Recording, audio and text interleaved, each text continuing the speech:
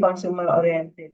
Jadi di organisasi berdasarkan proses dijalankan oleh pekerja dan diarahkan secara harmonis. Jadi kedua belah pihak, baik itu pekerja atau pemilik perusahaan, orientasinya adalah bagaimana membangun keharmonisan sehingga kualitas itu bisa diperoleh dengan sesuai dengan yang diinginkan, sesuai dengan tujuan. Jadi semua, jadi perkembangan manajemen portofolio manajemen ini terhadap organisasi ini satu manajemen generasi pertama atau personal manajemen. Jadi ini dibangun pada sudah ada sejak dulu yaitu tahun 1800. Terus manajemen generasi kedua itu tahun 1940 sampai 1950. Nah, manajemen generasi ketiga, human resource management itu tahun 60 sampai 70. Nah, kalau sekarang orang lebih mengenal manajemen generasi kelima, dekade 90-an. Manajemen generasi keempat sendiri adalah bagaimana strategi business manajemen itu tahun 80-an. Nah, manajemen generasi kelima inilah yang sedang kita bicarakan bahwa manajemen sedang mengalami transformasi radikal dengan memasuki era manajemen generasi kelima. Jadi, eh, five generation manajemen ini, manajemen generasi kelima merupakan karakteristik terkini fenomena globalisasi yang menuntut keunggulan organisasi. Jadi organisasi harus konsentrasi ke perubahan itu. Terjadi perusahaan dari model tradisional yang menekankan pada command and control. Jadi model ini bergeser pada organisasi yang berorientasi kualitas untuk menghadapi tantangan persaingan global. Jadi tadinya hanya komando, terus pengawasan, orang bekerja aja gitu. Tapi sekarang ini di perusahaan tidak seperti itu. Banyak sekali yang mengedepankan bahwa tidak hanya komando dan kontrol, tapi semua ikut serta gitu, menjadi tim untuk menggolkan kualitas yang diinginkan perusahaan. Makanya sering dibentuk gugus kendali mutu, misalnya per unit kerja. Kenapa harus per unit kerja gugus kendali mutu itu? Karena mereka yang tahu pekerjaan mereka. Jadi kalau digabung antar unit itu tidak akan selesai permasalahannya.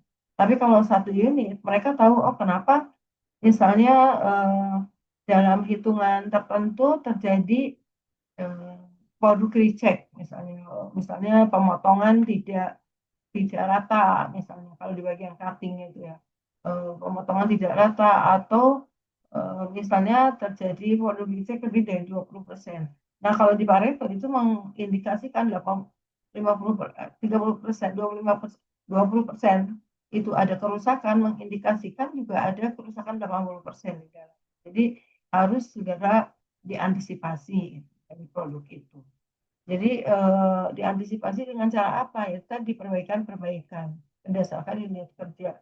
Misalnya tadi ada produk cutting yang tidak rata pemotongannya, ya berarti apa yang harus dilakukan? Yang dilakukan paling tidak mesin pemotongnya mungkin sudah halus, diganti per sekian tahun dan lain sebagainya. Itu harus dicari solusi, tidak bisa dibiarkan. Karena kalau mutunya tidak stabil, maka perusahaan juga akan mengalami kerugian. Nah, tantangan persaingan global mengharuskan perusahaan lebih adaptif dan upaya mengembangkan kapabilitas organisasi sebagai alat kompetitif melalui organisasi. Jadi ya sekarang ini kompetitif itu kompetensi lah itu. Jangankan tim kerja, orang per orang aja harus punya kompetensi, keunggulan bersaing. Semua orang itu punya punya apa ya namanya punya keunggulan bersaing masing-masing, tidak tidak sama semua orang itu. Ini harus dikembangkan ke dalam kerjasama. Nah, merancang sistem organisasi dalam mencapai tujuan TKM, TKM ini menandai terjadinya perubahan paradigma tentang bagaimana menyusun organisasi dan mengelola organisasi di dalam organisasi. Jadi total quality management ini dibangun secara harmonis antara berbagai pihak yang ada di dalam organisasi. TKM merupakan seperangkat prinsip manajemen yang memfokuskan pada peningkatan kualitas sebagai kekuatan pendorong dalam semua bidang fungsional pada keseluruhan organisasi. Artinya, kualitas itu akan dihasilkan baik kalau ada motivasi yang tinggi dari semua orang. Artinya apa? Ya kalau memang harus diberi reward untuk menghasilkan kualitas yang bagus, ya beri reward gitu. Artinya kalau yang harus lembur atau apa, ya beli reward uang lembur. Atau kompensi dari pengendalian mutu produk biasanya dilombakan. Dilombakan itu melalui kompensi. Kompensi itu nanti ya dapat hadiah, misalkan kompensi itu kan apa lomba gitu lah, lomba di dalam mengendalikan mutu di setiap unit nanti dilombakan, dinilai. Nah, nanti kalau yang benar-benar bermanfaat bagi perusahaan itu menjadi nilai baik. Beberapa perusahaan membuat reward, misalnya umroh, misalkan ya, terus dapat hadiah tertentu dan lain sebagainya. Jadi itu adalah untuk memotivasi karyawan intinya. Prinsip PKM adalah fokus pada konsumen. Jadi memang konsumen itu menjadi orientasi tujuan daripada perusahaan. Terus top manajemen harus mengembangkan kepemimpinan untuk kualitas. Artinya ya dikembangkan tidak hanya orang per orang gitu. Semua harus konsisten terhadap itu. Kualitas adalah isu strategis. Jadi semua orang sudah berpikir bahwa oh iya hasil dari apa yang diinginkan prinsip-prinsipnya mengacu pada total quality management. Itu fokus pada pelanggan, top manajemen harus mengembangkan kepemimpinan untuk kualitas serta kualitas adalah isu strategis. Nah, kualitas adalah tanggung jawab seluruh karyawan yang ada dalam organisasi. Semua fungsi organisasi harus memfokuskan pada peningkatan kualitas secara terus-menerus. Makanya ada yang dinamakan konim, kontinuitas improvement. Jadi perbaikan secara terus-menerus. Itu tidak bisa alat itu dipakai menunggu rusak dan harus diganti. Biasanya kalau harus diganti kan menggunakan biaya yang sangat mahal. Tapi harus diperbaiki terus-menerus sehingga tidak terjadi kerusakan yang fatal pada hasil produk yang mereka. Semua harus memfokuskan pada peningkatan kualitas secara terus-menerus untuk mencapai tujuan strategis. Ini penting sekali di dalam TKM bahwa semua fungsi organisasi itu harus fokus pada peningkatan kualitas. Makanya Ibu sering bilang bukan urusan per orang, tapi memang urusan semua orang. Mau di bagian manapun, tidak hanya unit QC saja, tapi unit-unit lain adalah pendukung dari terlaksananya kegiatan. Kan kita suka dengar ya, kadang-kadang berantem gitu antara unit produksi dengan unit QC karena masa sih hanya kurang 0,0 sekian dia tidak diloloskan misalnya produknya. Tapi kan orang QC bertanggung jawab pada pengembangan produknya. Kalau memang kurang ya tidak bisa dipaksakan itu akhirnya menjadi tercek. Terus masalah kualitas dipecahkan melalui kerjasama antar karyawan dan tadi tidak bisa diselesaikan sendiri, tapi harus dibicarakan lebih lanjut dalam Nah, peningkatan kualitas yang terus menerus atau tadi continuous improvement itu harus dilakukan. Jadi kalau ada kerusakan sedikit maka harus diperbaiki, tidak bisa jadi biarkan nanti kerusakannya bertambah. Kalau bertambah nanti biaya yang juga lebih mahal. Latihan dan pendidikan bagi semua karyawan merupakan dasar untuk peningkatan kualitas yang ini harus diberikan pelatihan-pelatihan juga. Jadi dididik bagaimana mereka mengembangkan kualitas, bagaimana menentukan masalah, bagaimana menyelesaikan masalah, terus tujuh alat pengendalian mutu yang dipakai itu seperti apa sampai ke goal akhirnya. Jadi ini harus dilanjutkan.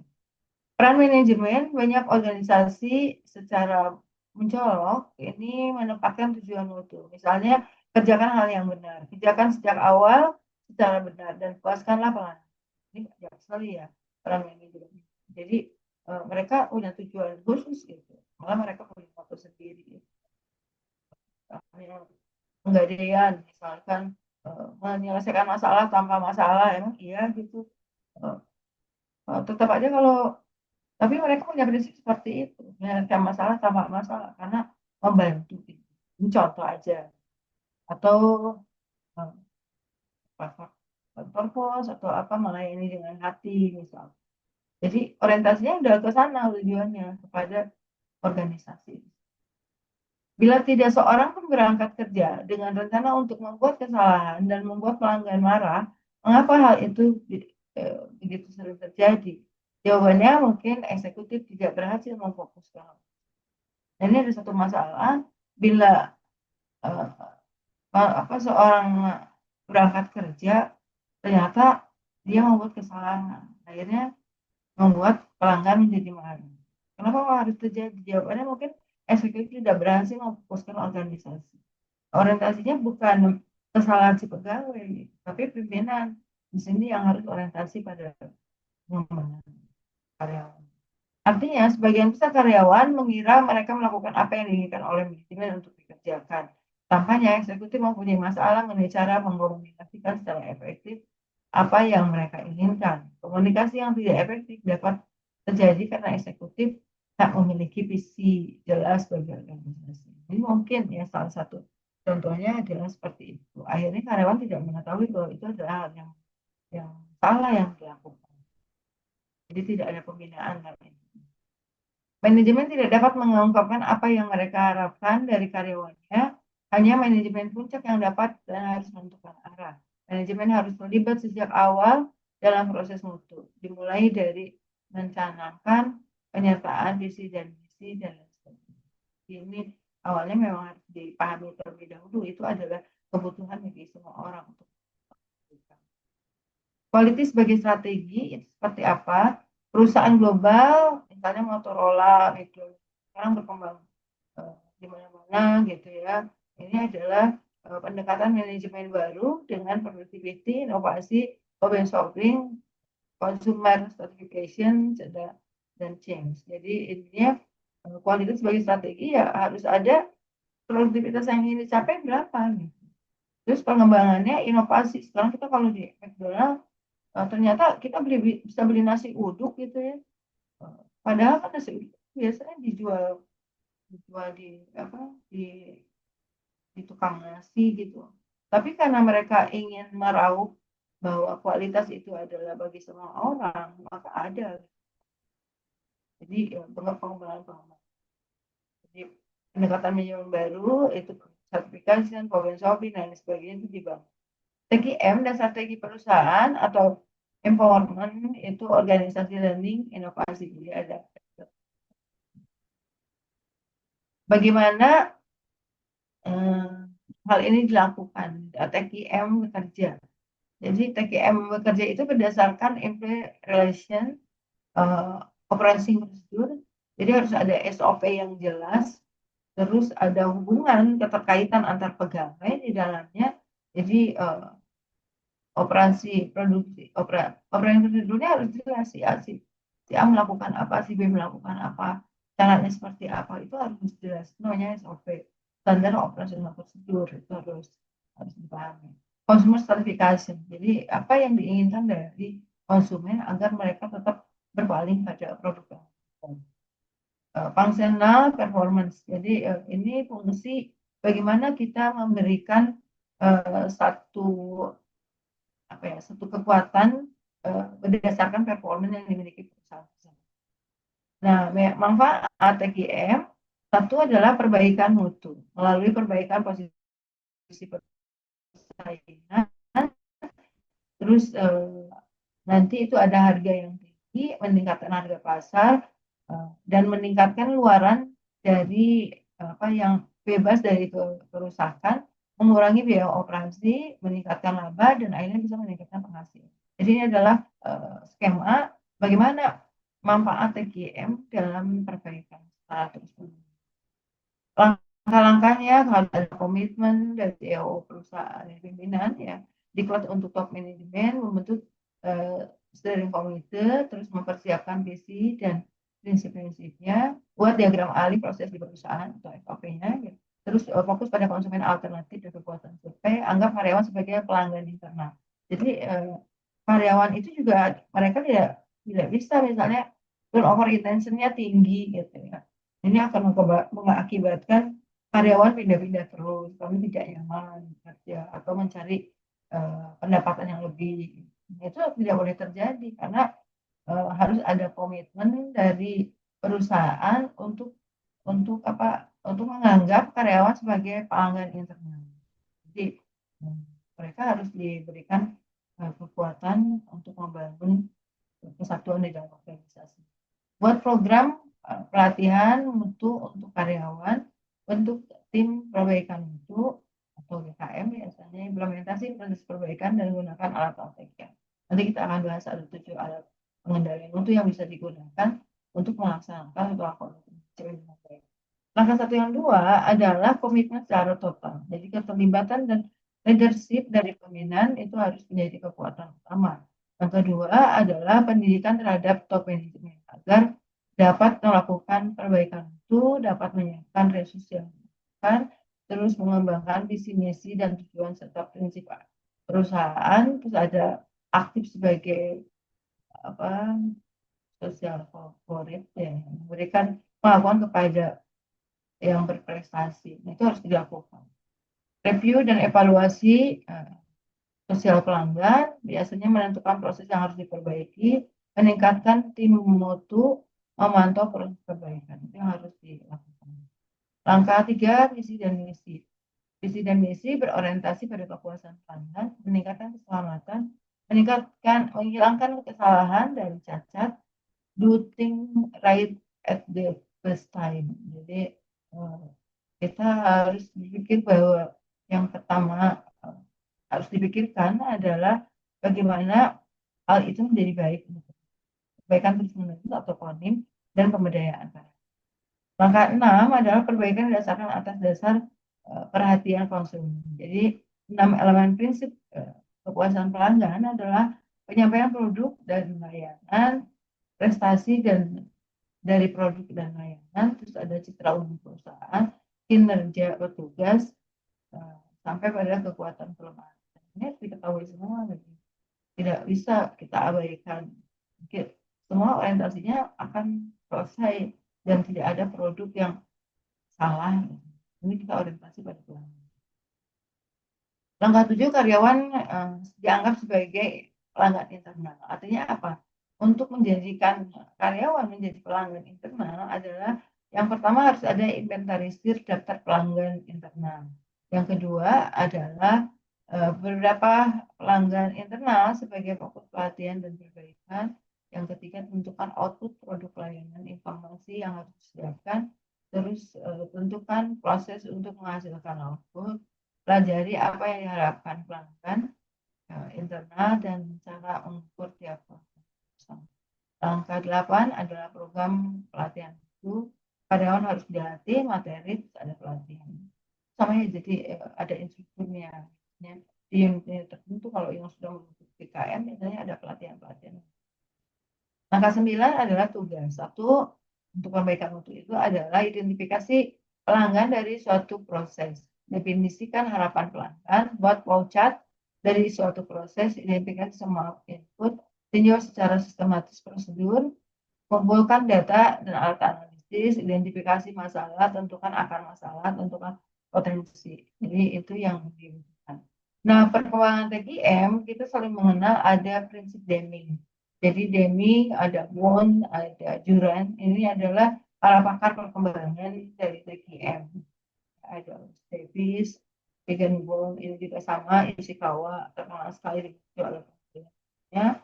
Ada Malcolm, Presiden National Quality Award, jadi pemberian award bagi siapa yang baik. Terus ada ISO 9000 dan 14000. Jadi yang orientasinya pada pegawai dan orientasinya pada lingkungan. Nah, strategi pelanggan, manfaat yang diperoleh pelanggan atau produk layanan ini berupa penyediaan nilai bagi pelanggan, tenaga kerja, proses, arus informasi, pengambilan keputusan, perbaikan kualitas berkelanjutan diperlukan untuk menghadapi lingkungan yang selalu berubah, terutama secara pelanggan. Nah, unsur utama TQM ini meliputi fokus pada pelanggan, obsesi terhadap mutu, pendekatan komitmen jangka panjang, kerja sama tim, perbaikan tingkat dan luas sekali ya oleh tim usaha untuk meningkatkan mutu mereka. Tidak bisa nih produksi saja hasilnya gimana, tidak bisa perbaiki secara. Kalau Juran itu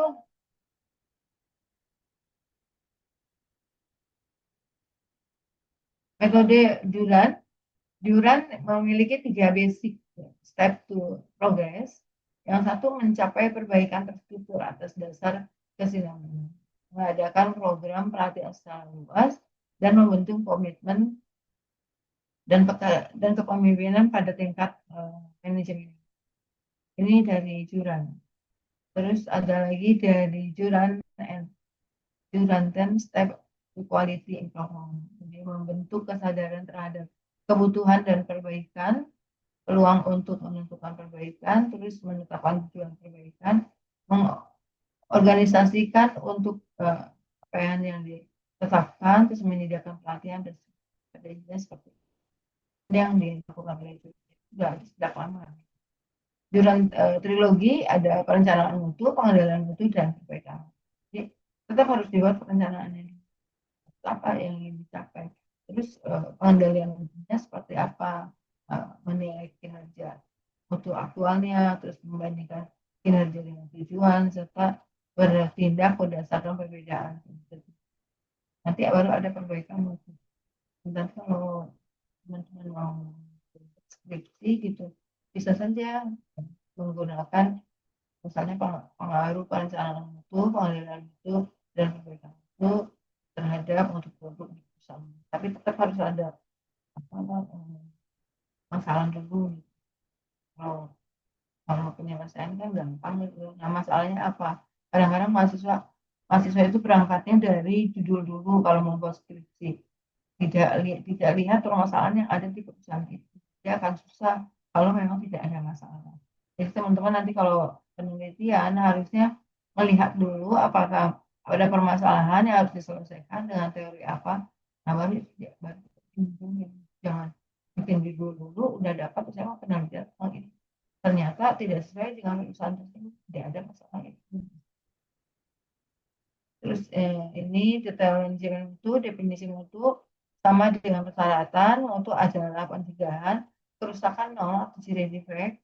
Ini merupakan standar kinerja yang harus digunakan. Ukuran mutu adalah price of non conformance. Jadi kerusakan itu harus zero defect. Ya target kita sih begitu ya, walaupun dalam pelaksanaan tidak bisa semua benar, tapi kita harus mengetahui bahwa untuk mencapai zero defect itu menyiapkan vaksinasi berupa integritas sistem komunikasi operasi dan kebijakan, terus terus TPN ini beberapa politik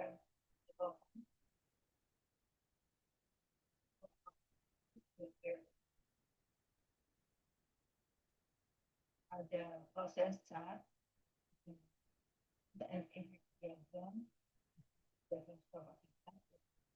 ada sertifikasi proses dan ini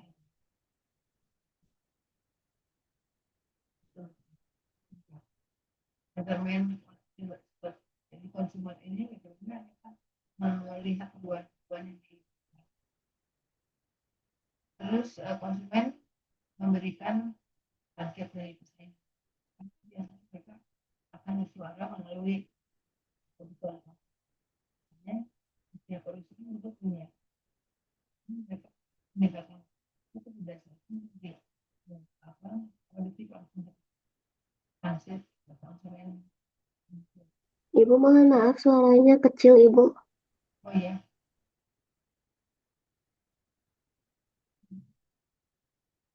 produksi desain proses, desain post content team. Nah ini marketing, engineering, manufaktur itu semua mendukung. Jadi bagaimana kualitas pembangunan dari sistem yang ada di perusahaan adalah bagaimana marketing, engineeringnya, manufakturnya, semua harus itu kreatif.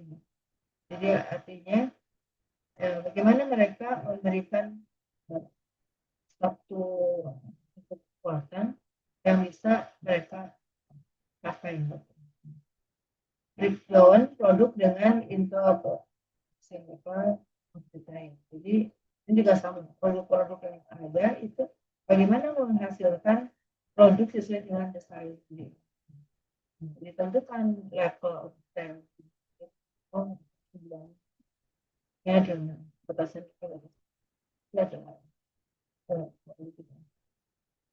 ada lagi identifikasi konsumen ya apa sih yang diinginkan oleh si konsumen gitu. Servisnya seperti apa mungkin ada konsumsi konsumen apa yang diinginkan dan apa yang mereka dapatkan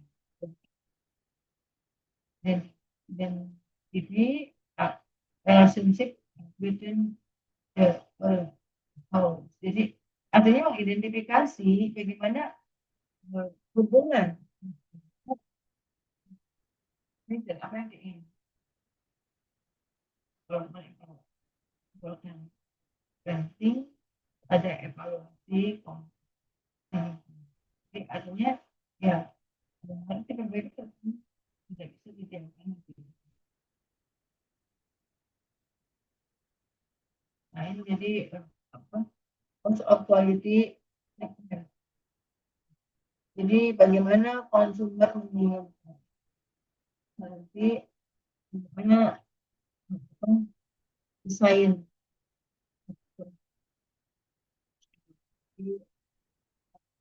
di competition produk prosesnya seperti apa dan akhirnya produktivitas proses yang sebaik-baiknya sudah ini contohnya itu ya kalau dari produk-produk yang semakin berkembang itu misalnya kamera desain ini banyak sekali desainnya membuat kualitas yang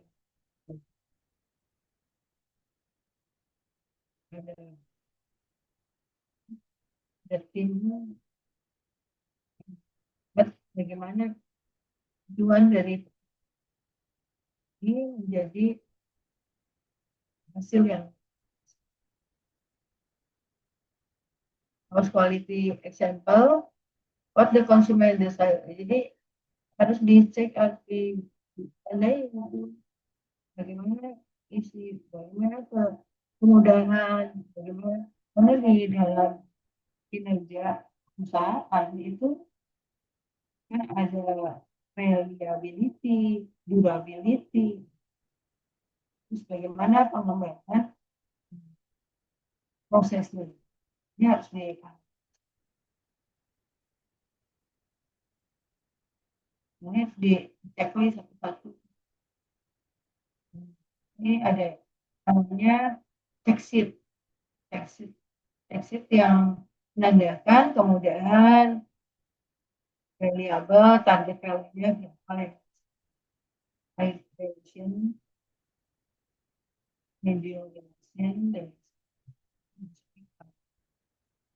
pada itu analisis ini sama ya kita melihat bagaimana pengembangannya presentasi perusahaan itu sudah melakukan berapa persen dari 2% untuk intinya dan harus di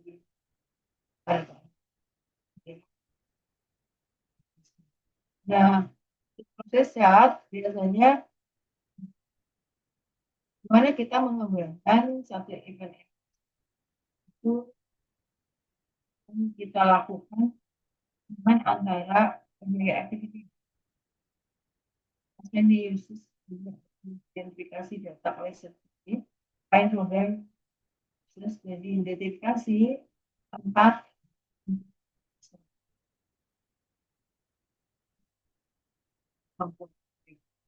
Ibu maaf suaranya putus-putus Ibu.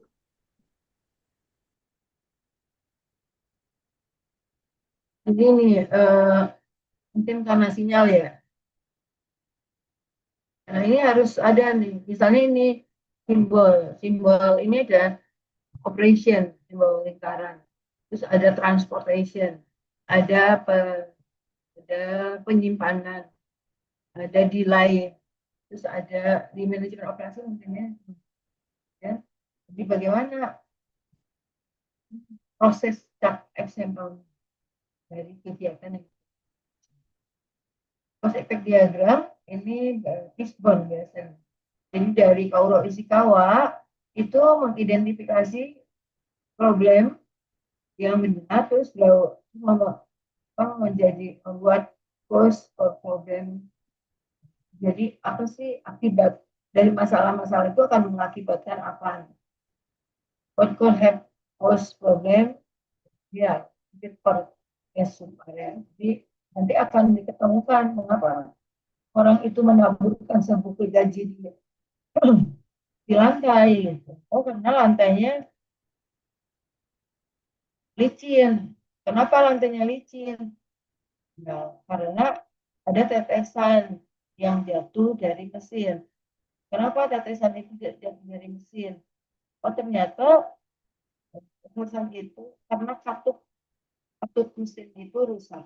Maka yang diselesaikan bukan bagaimana menyelesaikan permasalahan untuk itu dengan menaburkan sebuah gaji itu di lantai gitu. Tapi bagaimana kita tahu bahwa intinya harus diperbaiki adalah mengganti katup yang rusak. Jadi di dalam cost effect diagram itu bisa diketahui masalah-masalahnya. Mengapa pengiriman susah misalnya?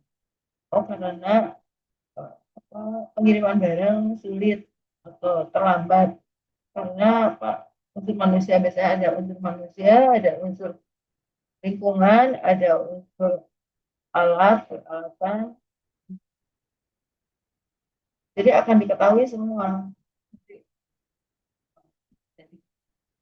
Nah ini jadi diagram ini problem many defects.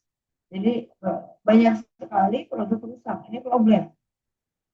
Nah kita akan cari tahu many defects ini disebabkan oleh apa. Misalnya metode manpower atau sendiri atau materi. Jadi akan tahu ini nanti ada tulang-tulang ikan ini.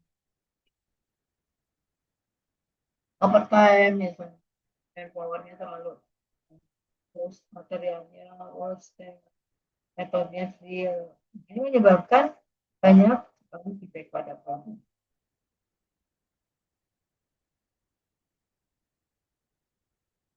Stratifikasi proses stratifikasi kontrol ini bagaimana kita membuat kontrol terhadap yang ada dengan just processing ini dikembangkan oleh Stewart itu tahun 2020. Yang dikembangkan adalah bagaimana membuat standar upper and lower limit. Jadi apa sertifikasi proses itu ada UCL, ada di dalam badan itu ada TL, ada LCL. Upper limit control, ada TL itu line control dan ada lower. Jadi bagaimana pengembangan itu dibuat sehingga kita mengetahui bahwa ada produk-produk yang keluar dari sertifikasi. Nah, sertifikasi proses kontrol itu start produk proses sampelnya, proses sampel, tulis apa yang nanti apa kan ada masalah. Kalau ada masalah, itu proses atau kind of line. Nah, ini UCL nomor LC. Ada batasan yang sudah ditentukan, yang dihitung. Kalau produk itu keluar dari UCL atau maka tidak bisa jelas itu keluar dari kontrol. Maka itu tidak bisa. Artinya apa? Bisa jadi produk cek atau diulangi. Jadi tidak bisa akan. Nah ini jadi inspeksi juga sama. Ini bagaimana kita membuat proses ini berjalan. ada isu aspek yang proses dan bagaimana kita melihat isu-isu yang ada di masyarakat. Ini where to karena mengetahui dan bagaimana kita melakukan perbaikan terhadap inspektor. Karena ada ini kita menentukan supplier itu bagaimana pabrik itu memberikan supplier baik di proses. Nah ini adalah sebenarnya tahapan-tahapan yang harus dilakukan dari TPM yang service itu adalah bagaimana suatu service quality ini memiliki kemudahan untuk mendapatkan dan service quality juga adalah bagaimana membuat produk itu sesuai dengan proses outcome-nya itu sesuai dan tips of service quality mungkin service. Jadi service quality adalah atribut dari apa tadi? Nah ini adalah quality itu terdiri dari beberapa indikator. Itu variabel. Jadi ada variabel kualitas, di dalamnya ada reliability, ada tangible, understanding, security, reliability, komunikasi, constant, access, dan compliance. Jadi bagaimana juga responsiveness dilakukan. Nanti kalau yang itu beberapa variabel ini ya kita proses. Nah ini pengendalian statistik. Pengendalian itu dengan menggunakan metode statistik dan bisa sampel kemudian diketahui adanya variasi sebab pertahankan dan harus diketahui di dalam mana yang masuk CL, mana yang masuk LCL, terus kenapa ada di luar harus diketahui. Terus ada lagi alat kendali waktu, diagram diagram akibat, diagram pohon, dengan Pareto atau harus diperlukan dari gambar rancak, kendali dan ini yang jadi tujuannya instrumen ini adalah untuk bagian dari jenis yang dapat digunakan variasi untuk ambil keputusan yang menentukan ini dilakukan ukuran dan lebar ini berbeda. Bagaimana jumlah kelas dan tentukan intervals akan digunakan di lokal tentukan batas vertikal buat garis horizontal dan vertikal berapa panjang ini dari tetapi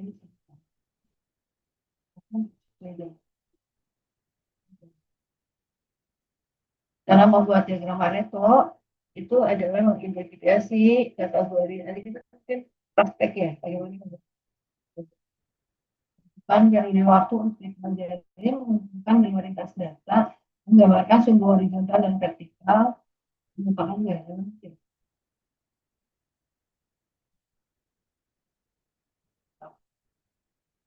ya untuk rusaknya sama pengawasan jumlah kumulatif berapa, presentasi berapa, maka kita akan mengikuti jumlah kumulatif.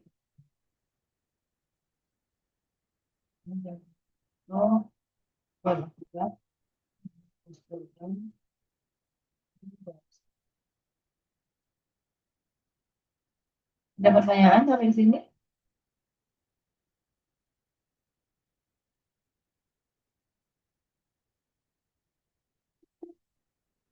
Kalau tidak ada pertanyaan, mohon maaf, baru itu yang mau bisa dibawa dan bahas. Minggu depan kita akan bicara tentang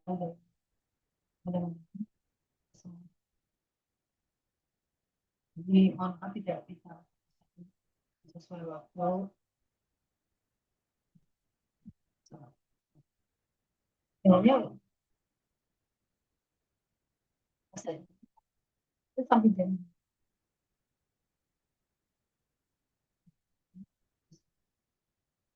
A itu tidak akan. Mungkin itu saja. Terima kasih atas pertanyaannya. Lihat dulu.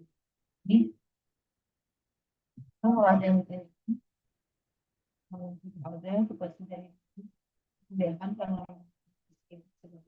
kurang sehat,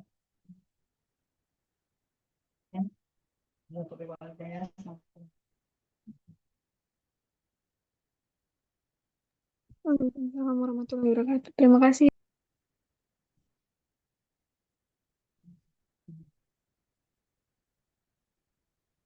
Udah screenshot tadi? Berapa PJ ya? Kalau nggak diulang screenshot sekali lagi ya. Depan kamera ya.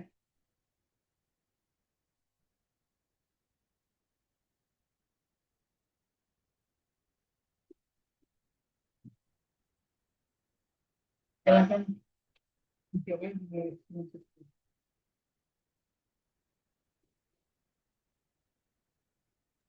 Sudah, Ibu. Ya, sudah? Ya, terima kasih. Assalamualaikum.